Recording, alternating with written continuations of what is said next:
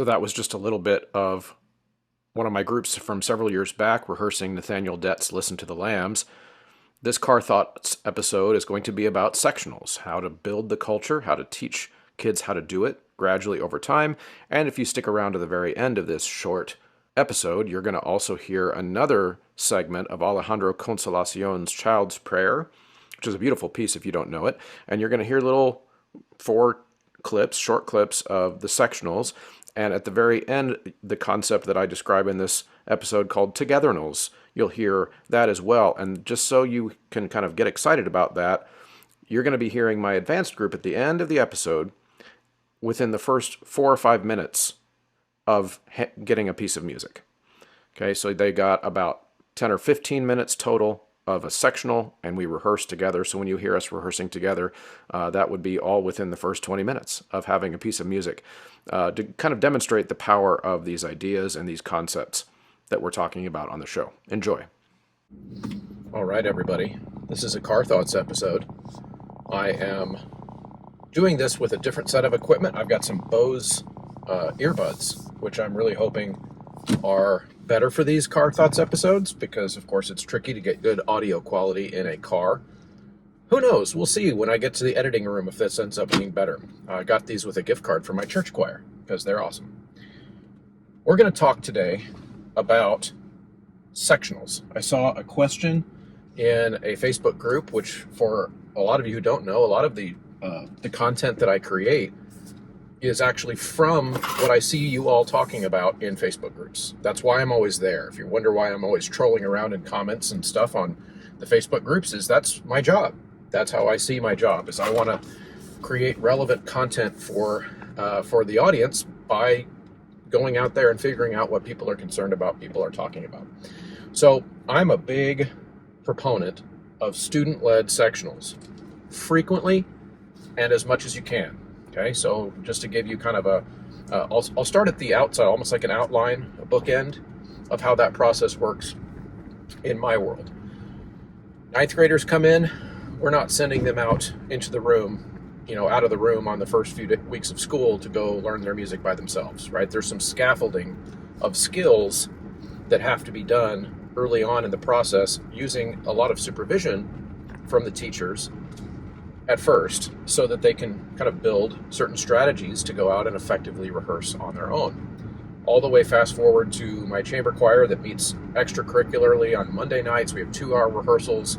These are kids that have gone through 3, 4, maybe 5 different choir auditions in the course of their time in my program, and so they are well vetted as being responsible, excellent music readers, has an understanding of their vocal technique and how it works. So these are pretty self-sufficient kids by the end, but they've also learned in class how to run sectionals, to the point where my Monday night rehearsals, oftentimes, I'm maybe in front of the group for 30 or 40 minutes total of the 2 hours at first, as we're learning the music, because they just do it themselves. It's wonderful. Sometimes I sit there and answer emails.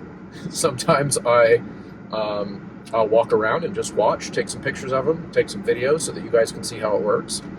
So I do a lot of extra things, stepping in to help and answer questions about music theory, or what key are we in, or what divisi do you want us to take here, if there's a question about that. But typically they're even pretty self-sufficient with that. Okay, so how do we get there? How do we get from having no idea to being able to pretty much rehearse completely without me? You scaffold, right? So a good first activity for freshmen to start this process happens when we use Sight Reading Factory. At the very beginning of the year, it could be as simple as, okay, let's read it once, and let's read the exercise once, and it doesn't matter how easy or hard it is, just whatever level that they're on, and take 30 seconds to discuss in your group what went wrong, right? So right away, first of all, what will happen is they will stand there in silence for 25 seconds of the 30. And you'll probably have to give them 30 more seconds, because at first they're not going to be used to that. They're not going to be comfortable at first. What will feel to them like criticizing each other, right? So, hey, you held that note too long, will feel like an attack at first. But that's the hump that we have to get over, right? So we're in that activity, we talk a lot about that this is not an attack. It's actually, because this is a team sport, which is a phrase that I use a lot, we have to be able to communicate with each other, not only about the things that we're doing well, but the things that are going wrong so that we can fix them. If you can't name the problem, you can't fix it. Okay? And again, trying to communicate in that first few activities that the goal of this is so that we have a classroom environment where Mr. Muntz or the other teachers in the room don't have to be the ones that say the wrong things all the time. I can ask them questions as we go. Hey, what went wrong? Soprano ones, we lost you. You guys weren't singing anymore by measure 5. What happened?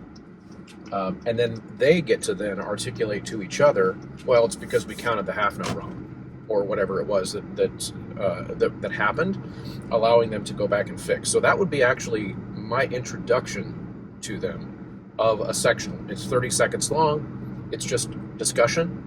Okay, and then I'm able to supervise how they fix those problems because they need to learn how to do that.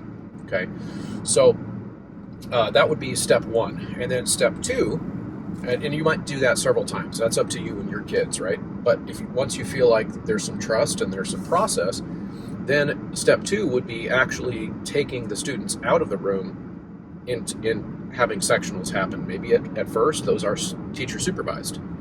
If you feel like they're not quite ready to do that, right? So you give everybody an activity and supervise one group at a time. Maybe you're moving around. It depends on your space, of course. Don't be afraid to do sectionals in the same room. That's okay. In fact, you could be supervising them, and don't be afraid to have multiple groups singing all chaotically in the same room. Right? These are totally fine. If you have practice rooms, that's even better. That's great. Okay? So teacher supervised, allowing them to kind of cut their teeth on the process of zooming in on one part of the music and really being picky. Okay, then we'll call it step 3, which is now you feel like they're really ready to kind of go do a task without you. And so there's a certain leadership. You figured out who the leaders are at that point, and you might have different ways of doing it. You might have a rotation system for who the leader is. You might just name a leader. You might have them apply to be a leader, whatever. That's kind of up to you. I think there's lots of ways to do that. And then you send them out of the room to accomplish a task. Now, here's where it gets really important how you do it, in my opinion, is that you are not simply sending them out. So you're not going, altos, go out of the room and get as much done as you can in 15 minutes. No, bad idea.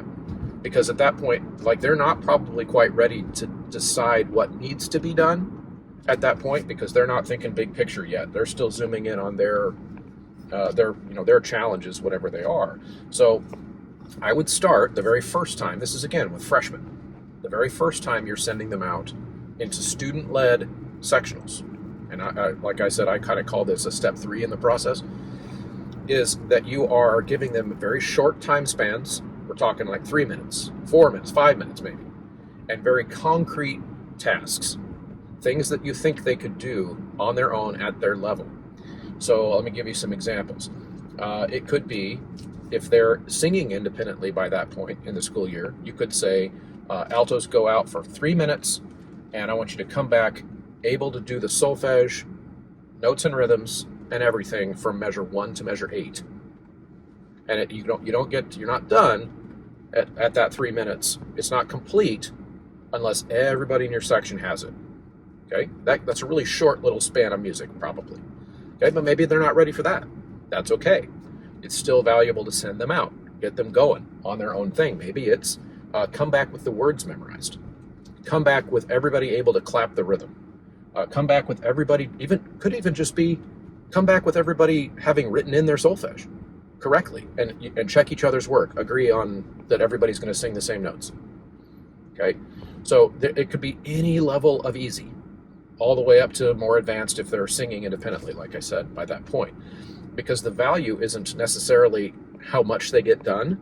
The value is that they are starting to take ownership of their section, right? That this is our job to get this right. This is not the teacher's job to tell us what's right and wrong.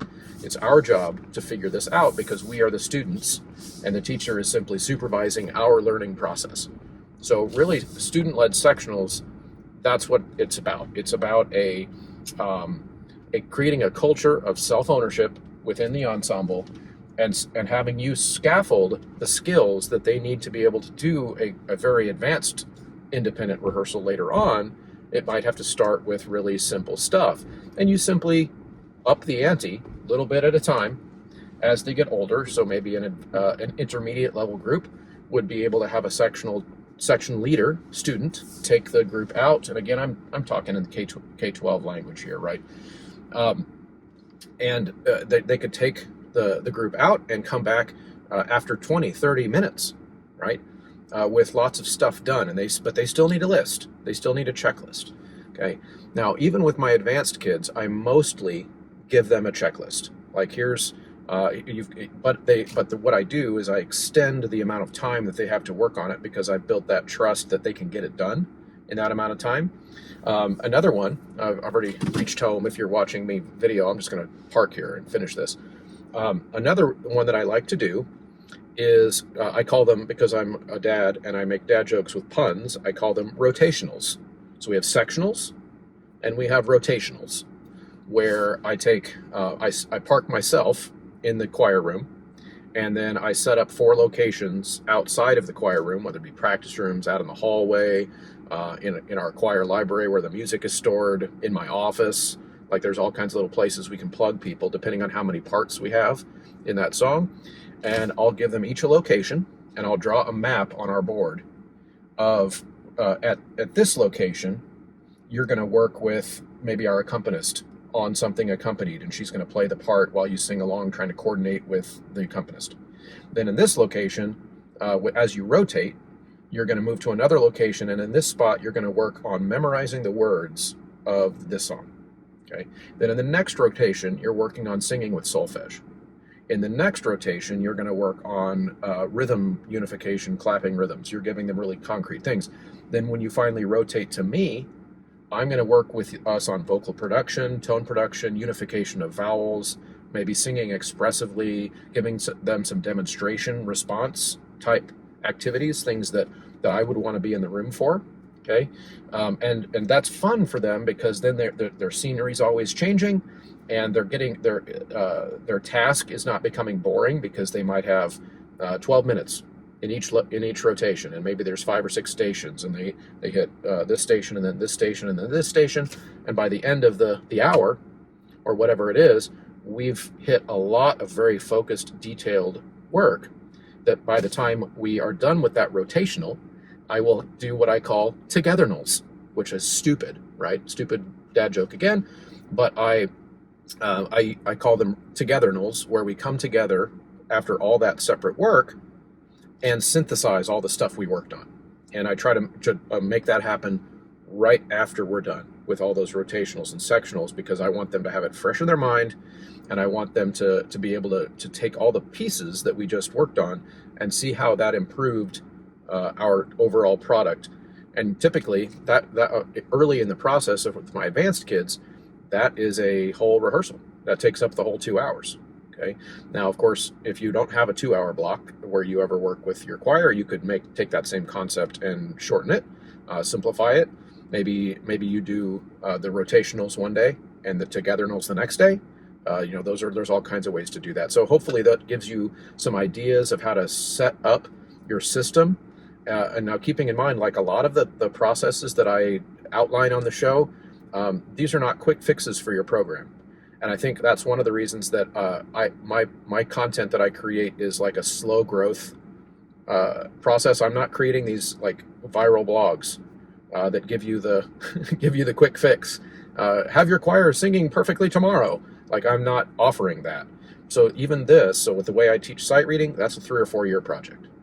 The way I recommend setting up student-led sectionals, that's a 3 or 4 year project. Because the way I think of 9 through 12 high school choral music, that's my world, and I would even say this applies to other levels too, collegiate, is that we're thinking of our students as multiple year students, because we're scaffolding skills just like any other academic subject. And since we are an academic subject, I will unapologetically say that we are an academic subject, then we're going to scaffold this skill just like we would quarter notes and solfege and chord analysis or whatever else it is. We have to build that from the ground up to a more advanced state later so that the kids can actually see their own progress. So try out some of these things. Shoot some questions at me if this is a short little tutorial. So if you want me to talk more about this later, go ahead and reach out. Choral Facebook page, Choralosopher's Facebook page. You can find me on Patreon, patreon.com/Choralosophy. I prioritize your questions if you're on there because that support really, really helps me. Thanks a lot, guys.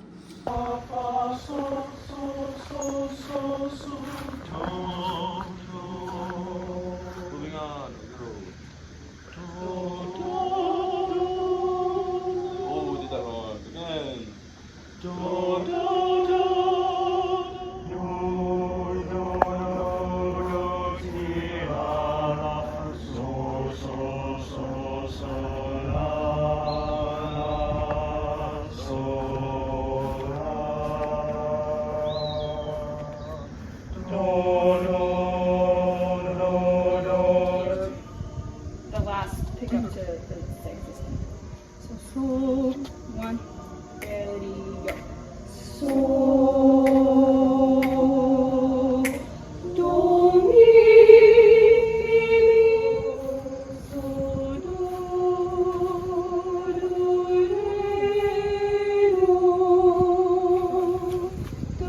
re,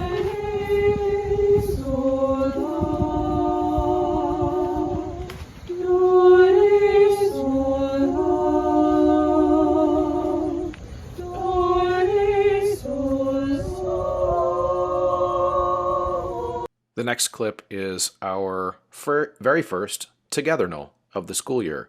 Another fun thing I get so excited about with my job and with the group of kids that I get to work with and also train from kind of scratch at the beginning of their high school singing career. This is also, it should be pointed out, are my kids on before the school year has even started. All right, so this is our preschool year, beginning of the year retreat. Right now it's January, and they are light years beyond what they're currently doing in this video, right? So this is the very beginning of the school year, and they've been taught these things since the very beginning of their time in choir. Being independent rehearsers, being independent problem solvers, so that in this next clip, we are the very first moments of rehearsal already talking about phrasing, interpretation, what does the song mean, where are we pulling our emotions out of the song. We're doing that in the first rehearsal. It's so much fun. Jump on board.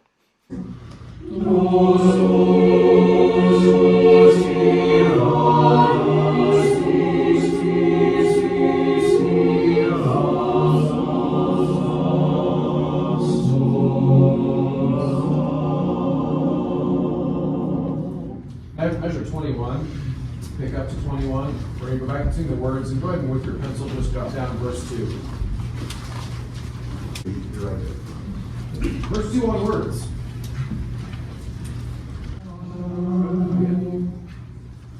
I am so young and small. What should our destination be in that phrase? Young. Young. What does it sound like we're singing? Small. Yes, I would agree. It's either small or though. And though is obviously way too soon in the phrase to have a destination. I am so young and small. Yeah, ready and sing. I am so young and small. Let us take care of me.